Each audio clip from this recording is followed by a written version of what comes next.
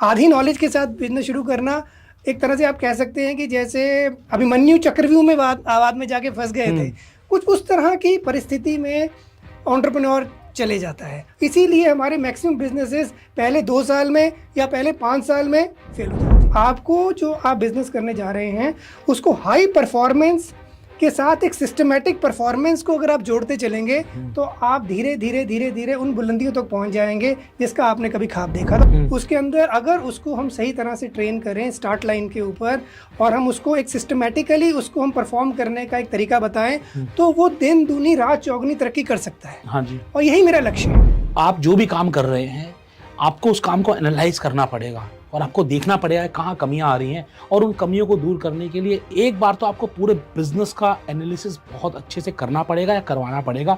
तो ये आप देखिए, आप में से जितने भी लोग व्यापार कर रहे हैं, आप सभी लोगों को अपने व्यापार पर एक समय पर आकर बहुत सारी चुनौतियों का सामना करना पड़ता है। कई बार तो इनिशियल स्टेज ही आपके लिए चुनौती भरा होता है और कई बार जो पहला स्टेज होता है वो आसानी से पार कर जाते हैं, लेकिन जब बात आती है उसको स्केल करने की, उसे आगे बढ़ाने की, तब बहुत सारी परेशानियां आपके साथ आती हैं। आज के इस पॉडकास्ट में आज मैं आपके साथ एक ऐसे शख्सियत से आपकी मुलाकात करवाने वाला हूं जिन्होंने ऐसी ना जाने कितनी चुनौतियों का सामना किया है। जी हाँ दोस्तों, आज मैं आपकी मुलाकात जिनसे करवाने जा रहा हूं वो एक एक्स आर्मी ऑफिसर है। मिलिट्री हेलीकॉप्टर पायलट चलाने का उनके पास सालों का अनुभव है। उन्होंने ऐसी ऐसी मुश्किलें देखी हैं जो हम और आप सिर्फ सोच सकते हैं और उन्होंने उस मुश्किलों में जाकर लोगों को रेस्क्यू किया है और एक समय पर आकर उन्होंने उसी डिसिप्लिन के साथ बहुत सारी चीज़ें एंटरप्रेन्योरशिप के बारे में सीखकर लोगों को एंटरप्रेन्योरशिप की जानकारी देना शुरू की। जी हाँ दोस्तों, आज हमारे साथ मौजूद हैं Neeraj Pal Sharma, military helicopter pilot, ex army officer. आइए हम और आप मिलकर स्वागत करते हैं व्यापार की बात में नीरज पाल शर्मा जी का, x army officer, helicopter military pilot. तो दोस्तों, आज आपकी मुलाकात हम करवा रहे हैं जिन्होंने सियाचिन की दुर्गम ग्लेशियर से रेस्क्यू किया है। आज हम जानेंगे बहुत सारी अंदर की कहानी नीरज पाल शर्मा जी से। सर, आपका बहुत बहुत स्वागत है। Thank you.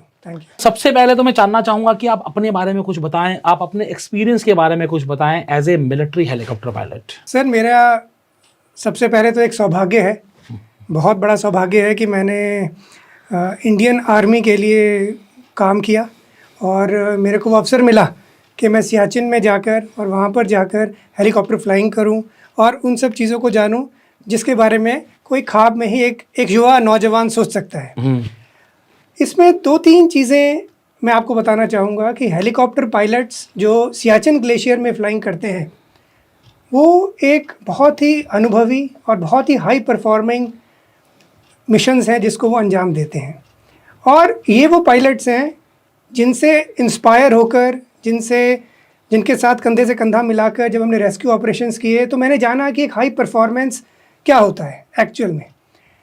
और ये मेरा जो एक कार्य है, ये एक तरह से आप कह सकते हैं कि एक बहुत बड़ा मेरा एक थैंक यू है उन हेलीकॉप्टर पायलट्स के लिए जो कि सियाचिन की बर्फ़ में देश की सेवा करते हैं, दिन में बहुत मेहनत के साथ रेस्क्यू ऑपरेशंस और मिशंस को अंजाम देते हैं। सो बेसिकली कई सालों तक आपने as a helicopter pilot Indian army को सर्व किया है। उसके बाद ऐसा क्या हुआ कि अचानक से आपने सोचा कि नहीं, मुझे एंटरप्रेन्योर्स की हेल्प करनी है, मुझे आना है एक ऐसी इंडस्ट्री में जहां पर कि मैं बडिंग एंटरप्रेन्योर्स और जो करंट एंटरप्रेन्योर्स हैं उनकी हेल्प कर सकूं? ये आपने बहुत अच्छा सवाल किया। सन 2012 के अंदर जब मैं हेलीकॉप्टर फ्लाइंग कर रहा था सियाचिन के अंदर, तब हमारे ही एक मिशन के अंदर हमारा एक हेलीकॉप्टर क्रैश हुआ जो कि मेरे ही साथी थे, एक दूसरे हेलीकॉप्टर में फ्लाइंग कर रहे थे। और उस हादसे ने मेरे को एक तरह से इस सोच में डाल दिया जिसमें मैं ये सोचना चाह रहा था कि ज़िंदगी के बारे में, ज़िंदगी में मीनिंग के बारे में कि क्या है और हम क्या कर रहे हैं और हम किस तरह की एक सोचोगुल में मैं चला गया।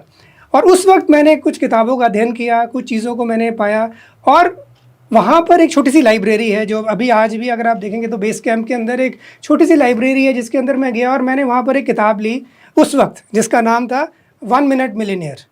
और मुझे बहुत इंटरेस्टिंग किताब लगी वो, और उस किताब को मैंने पढ़ना शुरू किया। और जब उस किताब को मैंने थोड़ा रिलेट करना शुरू किया तो मैंने पाया कि जो एक एंटरप्रेन्योर है वो भी एक साहसी सैनिक की तरह ही है, जो कि एक दुर्गम लक्ष्य को प्राप्त करने के लिए अपने जीवन में चल रहा है और अचीव करके कुछ ना कुछ पाना चाहता है।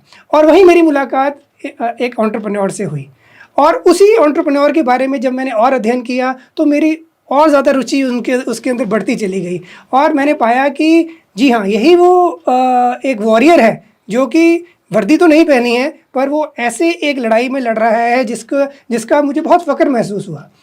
और आगे चलकर मेरे को एक ऐसा मौका मिला कि मैं आगे जाके एक मिलिट्री की एक नई रेजिमेंट को खड़ा करूं। ओके। तो वो मेरे को अवसर मिला सन 2015 में, क्योंकि मैं आर्टिलरी को बिलोंग करता हूं, तो मेरे को मौका मिला एक नई रेजिमेंट को रेज़ करने का। आप कह सकते हैं मैं उसमें सेकंड इन कमांड था, और उसके अंदर जो मेरे को अनुभव मिला उसमें मैंने पाया कि वो एक बिल्कुल वही एक चैलेंज मेरे सामने था जो कि एक एंटरप्रेन्योर को, एक स्टार्टअप को बिल्कुल ज़ीरो से शुरू करने में मिलता है।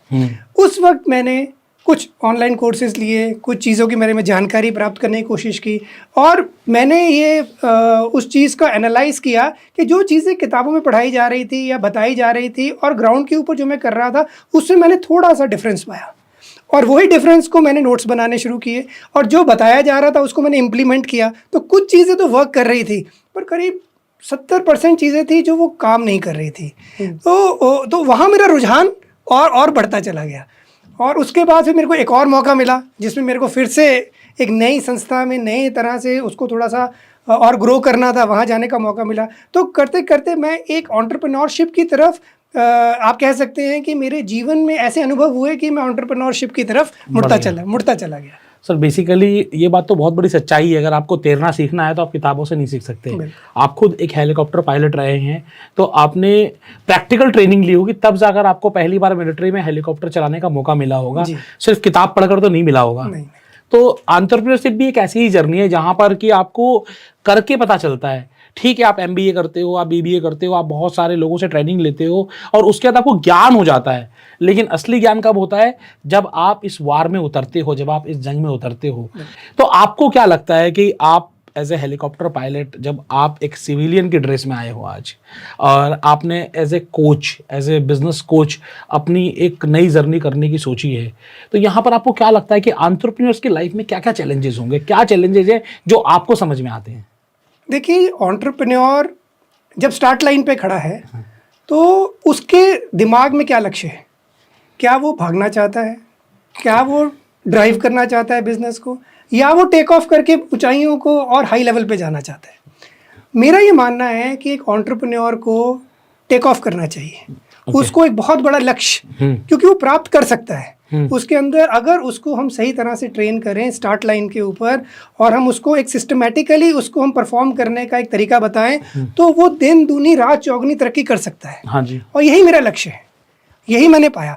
तो जो अप्रोच है, जो अप्रोच टू डू बिजनेस है, वो आपका एक छोटा लक्ष्य नहीं होना चाहिए। और दूसरी बात, आपको जो आप बिजनेस करने जा रहे हैं उसको हाई परफॉर्मेंस के साथ एक सिस्टमेटिक परफॉर्मेंस को अगर आप जोड़ते चलेंगे तो आप धीरे धीरे धीरे धीरे उन बुलंदियों तक पहुंच जाएंगे जिसका आपने कभी ख्वाब देखा था। और वहीं मैं गलती पा रहा हूँ, जल्दबाजी में बिजनेस शुरू करना, बिना ट्रेनिंग के बिजनेस शुरू करना, या आधी नॉलेज के साथ बिजनेस शुरू करना। एक तरह से आप कह सकते हैं कि जैसे अभिमन्यु चक्रव्यूह में आवाज में जाके फंस गए थे, कुछ उस तरह की परिस्थिति में एंटरप्रेन्योर चले जाता है। इसीलिए हमारे मैक्सिमम बिजनेसेस पहले 2 साल में या पहले 5 साल में फेल हो जाते हैं। तो आपको क्या लगता है कि जो फेलियर रेशियो है आप किस तरीके से कम कर सकते हो, या फिर आप क्या हेल्प कर सकते हो इन बडिंग एंटरप्रेन्योर्स, नए एंटरप्रेन्योर्स की, या फिर जो लोग बिजनेस तो कर रहे हैं और एक लेवल पर आकर कहीं ना कहीं डाउन हो जाते हैं, उनकी आप कैसे हेल्प कर सकते हो? देखिए, सबसे पहले तो जो अप्रोच है, हाँ जी, जिस अप्रोच के साथ आप बिजनेस शुरू कर रहे हैं और जो कंडीशंस हैं उसको हमें ठीक करना पड़ता है। आपके चारों तरफ जो कंडीशंस हैं उसमें 2 चीज़ें हैं। पहली है आपकी अपनी परफॉर्मेंस और दूसरी है कलेक्टिव परफॉर्मेंस। हाँ जी। जो एंटरप्रेन्योर है वो कहीं ना कहीं अपनी परफॉर्मेंस को ही बिजनेस परफॉर्मेंस के साथ रिलेट कर रहा है, बिल्कुल। और वो ये इस चीज़ को नहीं देख रहा कि उसको एक कलेक्टिव परफॉर्मेंस को भी आगे लेकर चलना है। और इसी कलेक्टिव परफॉर्मेंस को हम हेलीकॉप्टर परफॉर्मेंस के नाम से जानते हैं। उसका मैंने नाम दिया हेलीकॉप्टर परफॉर्मेंस, क्योंकि उसमें भी इतने सारा मूविंग पार्ट्स हैं जिस तरह एक बिजनेस के अंदर है। तो वही चीज़ को एंटरप्रेन्योर को स्टार्ट लाइन पे समझाना और उस चीज़ को स्टार्ट लाइन पे उसको ट्रेनिंग देना, या अगर वो थोड़ा सा स्टार्ट हो गया है तो उसको करेक्ट करके वहाँ तक उसको उस तरह की अवेयरनेस देना, यही मेरा लक्ष्य है, ताकि वो आप किस तरीके से अपनी लाइफ की जर्नी को एक एंटरप्रेन्योर की लाइफ से जोड़ते हो? जो आपने बताया कि जो मूविंग बहुत सारे पार्ट्स होते हैं, आपने कनेक्ट किया है हेलीकॉप्टर की उड़ान को एक एंटरप्रेन्योर की उड़ान से, तो मैं चाहूँगा कि आप बड़े विस्तार से दर्शकों को बताएं कि आप किस तरीके से उस जर्नी को इस जर्नी के साथ कंपेयर करते हो। देखिए, जैसे आपको पता है कि एक सैनिक की ज़िंदगी जो है वो एक अनसर्टेन ज़िंदगी होती है। हाँ जी। वो उसी तरह से एक एंटरप्रेन्योर की लाइफ भी अनसर्टेन लाइफ होती है। दोनों में कॉमन थिंग है। जिस तरह एक सिपाही बहादुर होता है, उसी तरह एक एंटरप्रेन्योर का डिसीजन लेना कि मैं एंटरप्रेन्योर बनूंगा, बिजनेस लेके जाऊंगा, कहीं ना कहीं वो बहादुरी उसके अंदर है। इसीलिए उसने डिसीजन लिया है कि मैं एक एंटरप्रेन्योर बनूंगा, मैं एक काम को लेकर चलूंगा।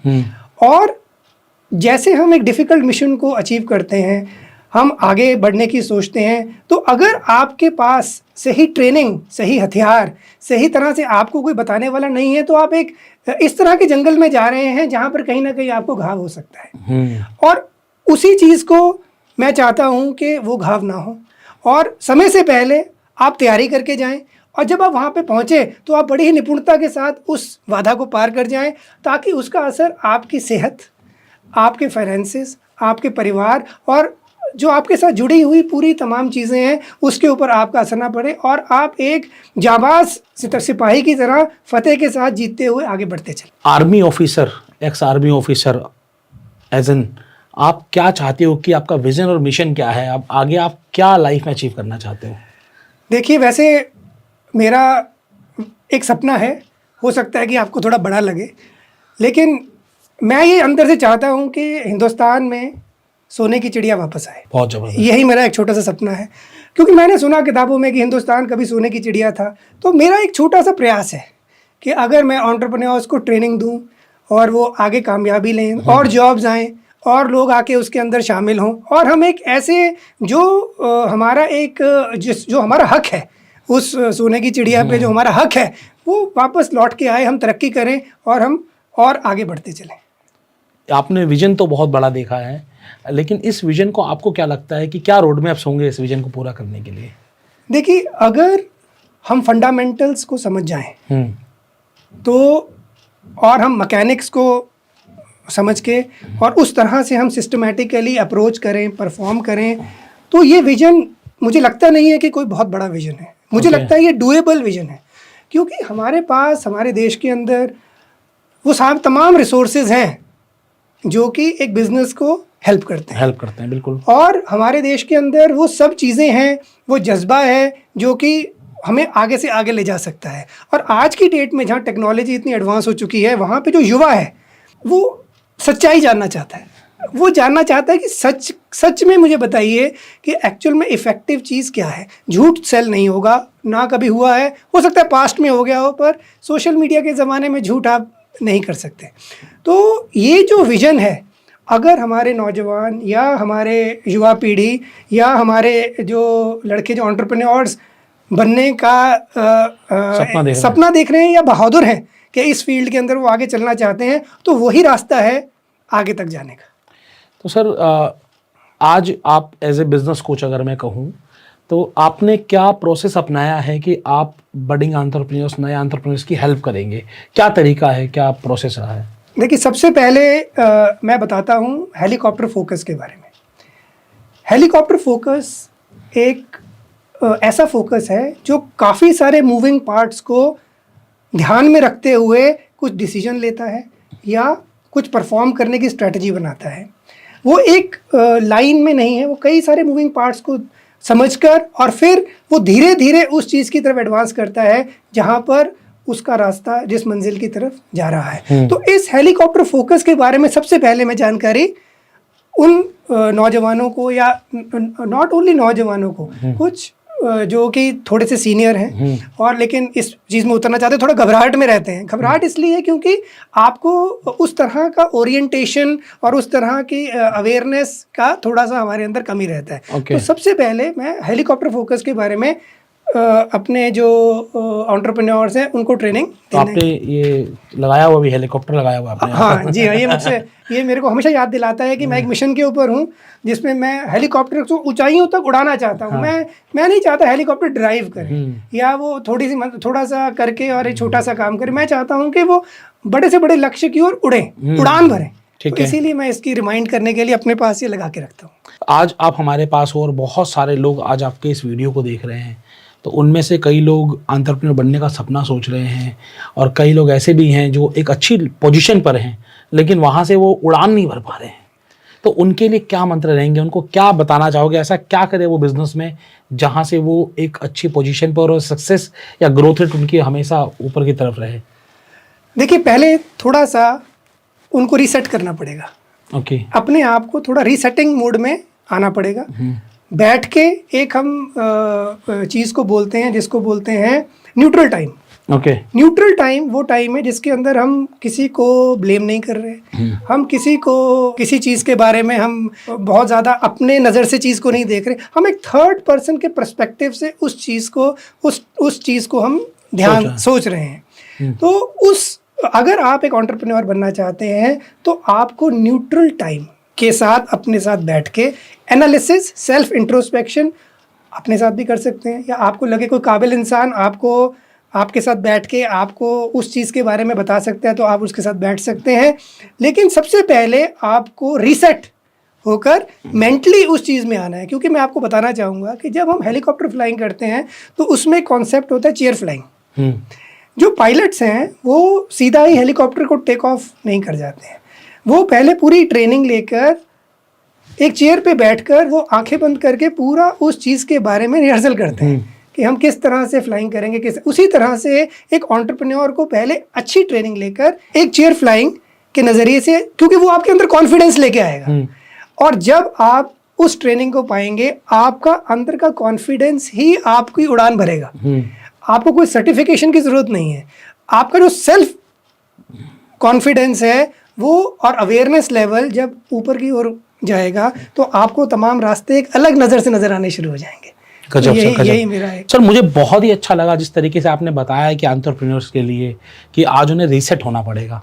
तो आप जो भी काम कर रहे हैं आपको उस काम को एनालाइज करना पड़ेगा और आपको देखना पड़ेगा कहाँ कमियां आ रही हैं, और उन कमियों को दूर करने के लिए एक बार तो आपको पूरे बिजनेस का एनालिसिस बहुत अच्छे से करना पड़ेगा या करवाना पड़ेगा। तो ये आप देखिए कि अगर आप खुद से कर सकते हैं वेल एंड गुड, लेकिन जब कोई बिजनेस परेशानी में होता है वो खुद से नहीं कर सकता, उसे किसी न किसी मेंटर की ज़रूरत पड़ती है। और आपने एक बहुत लंबा अनुभव एक ऐसी फील्ड में रखने के बाद जहां पर चुनौतियां सबसे ज़्यादा होती हैं, जहां पर साहस ही सिर्फ इम्पोर्टेंट नहीं है, साहस के साथ साथ सूझबूझ इम्पोर्टेंट है, आपको प्रेजेंस ऑफ माइंड रखना होता है, आपको हर एक बारीकी पर नज़र रखनी होती है।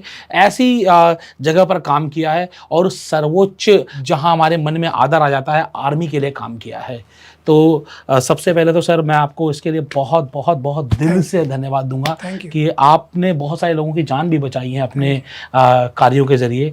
मैं आपसे जानना चाहूँगा कि आपके इस पूरे एक्सपीरियंस में कोई ऐसा वाकया, कोई ऐसा किस्सा जो आपको याद करके बड़ी खुशी महसूस होती हो। जी हाँ, मैं ज़रूर आपको बताऊँगा। 2013-14 की सर्दियों की बात है। वहाँ पर सियाचिन ग्लेशियर के अंदर अगर आप गूगल करेंगे तो आपको पता लगेगा एक अमर करके वहाँ पे एक पोस्ट है। काफ़ी ऊंचाई के ऊपर है, बहुत ज़्यादा ऊंचाई के, और वहाँ हमारे बहादुर जवान दिन रात वहाँ तैनात हैं और देश की रक्षा कर रहे हैं। तो हमें एक बार एक कॉल आया कि एक जवान का तबीयत ख़राब है, तो हमें लॉन्च करना पड़ा कि हम उसको लेके आते हैं निकाल के, क्योंकि वहाँ पर कोई और जा नहीं सकता, सिर्फ हेलीकॉप्टर को ही वहाँ जाना पड़ता है। उसको हैंड ऑफ गॉड भी कहते हैं उस इलाके के अंदर। ना तो पगडंडी है ना उस तरह का कोई साधन नहीं है। तो हम टेक ऑफ किए, हम वहाँ गए, और जब हम उसको निकाल के वहाँ से जब वापस आ रहे थे तो पीछे मुड़ के थोड़ा सा हमने बात किया तो देखा उसकी तबीयत वाकई बहुत ज़्यादा ख़राब थी। थोड़ा सा अनकॉन्शियस हो रहा था, थोड़ा उस तरह की तबीयत उसकी ख़राब हो रखी थी। हमने उसको लैंड किया। जब हम वहाँ लैंड करते हैं तो एक शाबाश मैं उन डॉक्टर्स को भी देना चाहूँगा जो उस बेस कैंप में उस जगह के ऊपर इन लोगों को जब वो लैंड करने के बाद उनको जिस तरीके से वो देखते हैं, हमने लैंड किया, उसको लैंड करके उसको नेक्स्ट हेलीकॉप्टर था जो उसको टेक ऑफ करके ले जाने वाला था, तो फटाफट उन्होंने इसको हम कैजुअल्टी इवैक्यूएशन कहते हैं, तो वो उसको कैजुअल्टी इवैक्यूएशन में उसको वो लेके चला गया। अब होता क्या है कि आपके पास दो तरीके हैं कि आप मैकेनिकली गए, आप लेके आए और आप वो जो पेशेंट था जो था वो जा चुका है। लेकिन हमारा एक वो रहता था, खासकर मेरा एक तरह का वो रहता था कि जब मैं किसी को कैसे इवैक्यूएशन करता था या निकाल के लेके आता था, उसके बाद मैं उसको फॉलोअप ज़रूर करता था जो उसको नहीं पता होता। तो जब वो जब आदमी हेलीकॉप्टर से उस मिलिट्री स्टेशन में, मिलिट्री हॉस्पिटल में पहुंच जाता था, वहाँ पर लेह नज़दीक वहाँ से पड़ता है, वहाँ पहुँचने के बाद मैं अगले दिन कॉल करके डॉक्टर से पूछता था कि ये जो आदमी है, जो ये जवान वहाँ पे आया है, अभी उसकी सेहत कैसी है। और जब डॉक्टर हमारे को ये बताते थे, मेरे को बताते थे कि वो अभी आउट ऑफ डेंजर है और अभी वो ठीक है, स्टेबल है, तो वो एक खुशी, वो जो खुशी एक आपको मिलती है, उस खुशी का कोई ठिकाना नहीं, बिल्कुल किसी भी तरह का कोई आप कह सकते हो कि आपने किसी को मदद किया, और जब वो वर्डिंग सुनने को मिलता था कि वो ठीक है और कामयाब हो रहा है, तो आपको अच्छा लगा। और यही मैं आप कह सकते हैं कि एक चमक आपकी आंखों में आती है कि मैंने किसी के लिए कुछ किया। तो उसी भावना के साथ मेरा भी एक है कि मैं एक एंटरप्रेन्योर की मदद करूं। उससे मुझे मतलब जब मुझे कभी पता चलेगा कि बहुत अच्छा कर रहा है, तो बस वही बहुत है। तो जब आपने अपनी पूरी जर्नी को ट्रांसफॉर्म किया from a army man to a coach, तो आपने कोई इसके ऊपर कोई किताब भी लिखी है, कुछ ऐसा कुछ? जी हाँ, मैंने आप कह सकते हैं 2013 की मैंने आपको बात बताई और आज 2024 चल रहा है, तो करीब 11 साल मैंने इसको अध्ययन किया, स्टडी किया, इसको पूरा समझा, खुद एक्सपेरिमेंट किए, खुद देखा कि ये चीज़ वर्क कर रही है, ये चीज़ नहीं वर्क कर रही है।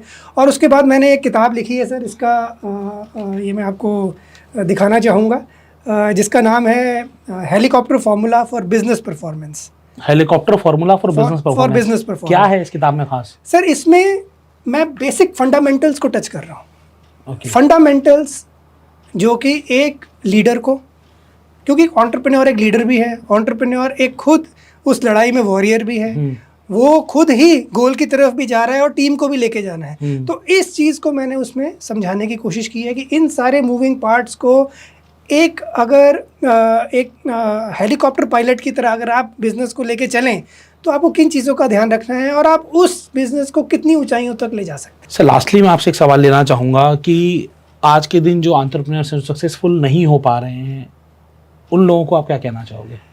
देखिए, मेरा ये मानना है कि कहीं ना कहीं जो हमारा आदमी एंटरप्रेन्योर बनना चाहते हैं, जो लेडी एंटरप्रेन्योर बनना चाहते हैं, वो इसकी गहराइयों को कम आंक रहे हैं।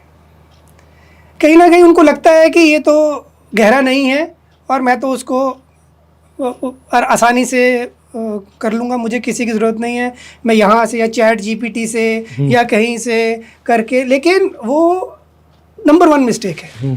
किसी भी ऑब्जेक्टिव को कमज़ोर समझना नंबर 1 मिस्टेक है। तो हमारे जो लड़के हैं वो कहीं ना कहीं सोचते हैं कि हम तो चल पड़ेंगे तो हो जाएगा, लेकिन यहाँ एक नंबर 1 मिस्टेक, अपने ऑब्जेक्टिव को ठीक तरह से एनालाइज करना और उसकी चुनौतियों को ठीक तरह से समझना, ये जो एक गलती है ये बहुत से लोग कर रहे हैं। तो अगर वो किसी वक्त बैठे, वो समझें कि जो सपना उन्होंने देखा है उसके अंदर क्या क्या कठिनाइयाँ उनके सामने हैं, तो वो एक अच्छी प्रेपरेशन के साथ इस चीज़ को कर सकते हैं और कामयाबी पा सकते हैं। कोई 3 ऐसे एस्पेक्ट्स जहां पर आप सबसे ज़्यादा हेल्प करोगे एंटरप्रेन्योर्स की? सबसे ज़्यादा मैं एक एंटरप्रेन्योर की हेल्प करूंगा, उसको एक सेल्फ एनालिसिस करने के लिए। सबसे पहले उसको खुद सेल्फ एनालिसिस के क्या आपके अंदर, जैसे एक पायलट है, पायलट बनने से पहले आपका एक एप्टीट्यूड टेस्ट होता है, that is called pilot aptitude test, PABT, basic test. उसी तरह से जब आप एंटरप्रेन्योर बनने जा रहे हैं, तो क्या आपके अंदर वो एप्टीट्यूड है? ठीक है, क्या आप उन चीज़ों को करने के लिए आपके अंदर वैसा एटीट्यूड, वैसा aptitude, that is number 1। Okay. Number 2 आपको एक फ्रेमवर्क की ज़रूरत पड़ेगी। फ्रेमवर्क की ज़रूरत पड़ेगी जो आपको पूरे सफ़र में कहीं ना कहीं मदद करता चलेगा, और आप जब भी परेशान होंगे उस फ्रेमवर्क पे लौट के आएंगे तो आपको लगेगा हाँ, इस जगह के ऊपर मैंने गलती की है और इस जगह में मेरे को उसको टाइम से पहले ठीक करना है। क्रैश होने के बाद ठीक करना नहीं है, टाइम से पहले ठीक करना है। और तीसरा चीज़ जो मैं उनको बताना चाहूँगा कि एक सिस्टमैटिक तरीके से परफॉर्म कैसे किया जाता है।